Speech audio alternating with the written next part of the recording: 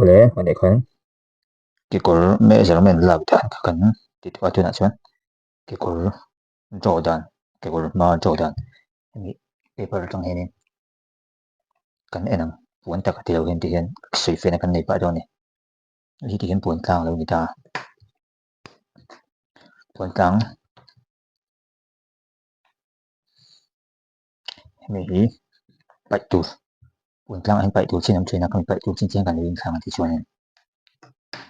hi puan tlang lo ni hi puan tlang atang hian in chi chan ve ve la kan rin phei lenga ti chuan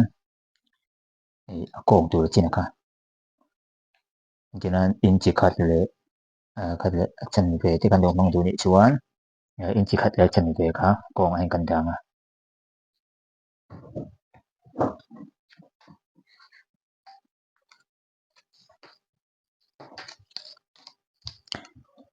thì hiện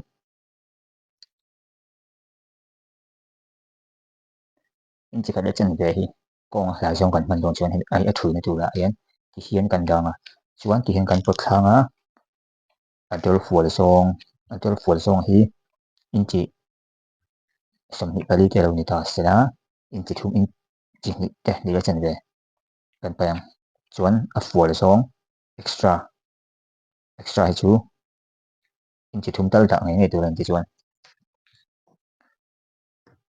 adol full song kan bậc thang chu ta thang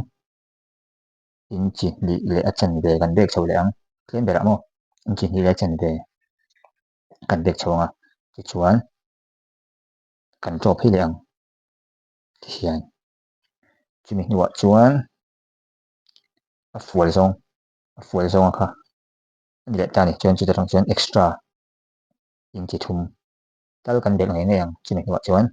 thì hiện scale cooling tiếng cái đó cũng là scale cooling thì làm cho thì hiện cái column ta sẽ hiện column khá là ta này chuan ta thằng hiện ở thử này tụ point thum kan si manga kong mun lia thena mun khat kan mang intinan hen ta se kong ta tang hian kong a thina tur tang hian kan te phenga a chin che che kan chin chenga kong mun li thena mun khat chuan puin thum kan bel leang chuan amal ta tang hian hemi a thina tur tang hian amal len zong kan mang ta heno amal len zong mun lia thena mun khat tho kan mang kan te phenga chuan chu ta tang chuan poin ru kan be pheng amal len zong mun li thena mun khat kan manga mun li thena mun khat ni lo amal len zong ni sa ve ta jen jing ka su suan amal len zong sa ve kan manga chuan amal len zong sa ve chi chang chuan khat le poin ru kan be pheng chuan he kan thai su manga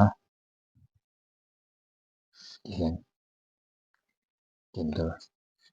chuan atlang tu sa kan chin che leng chuan scale cooling hian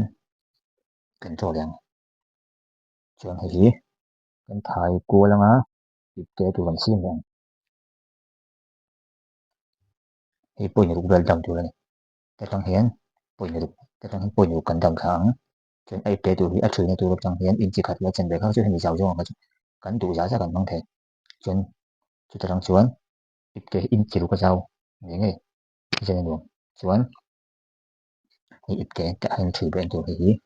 in chi ru khat le chen be hemi ka ri mo chuan hi cắt khác anh chú này cắt này tu hi tlang pon tlang ten chuan ten zipper chuan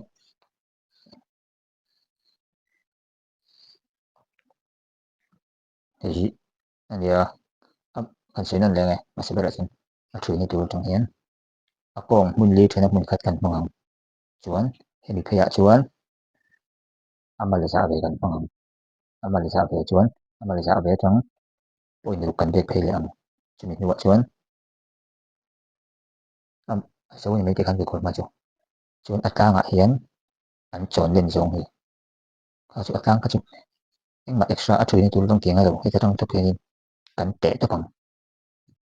Athui na tur tlang te ho kat na tur tlang kan chin chin panga ti chuanin ahnung kan kat thuna khanin aron bel chhum dik chat mai ni hnungah hianin nekina ahnung hi paper to tho hianin ti le dawn ne chuanin kan hrife thiam lo ani chuan kan zo le mai anga hemi atu tle mai te han kat kual deuh hi ha kanun ti chung kha cái cột trâu tàn su ni ấy bây giờ mình lao động cái gì đó thì khán cắt cái cột mà cắt tàn thì khán anh ấy cái suy phía đâu rồi mấy thế ạ vì chỗ trong cái phía thì không có đâu thì đang làm chuyện là mình lấy lấy nữa trong cái thiểm tệ chỉ ở đâu đâu học bùi ngay các cần để gì cắt bốc mà đi á đâu nhiều đủ khả năng chuyện tiền hiện đâu cái nào tiền á đâu rồi thầy bốc tiền thì cho nên thành suy phía cái bắt hiện về đất thế này bữa nay là chung khá anh bớt là đâu học bùi trong cái bùi ngày đó nè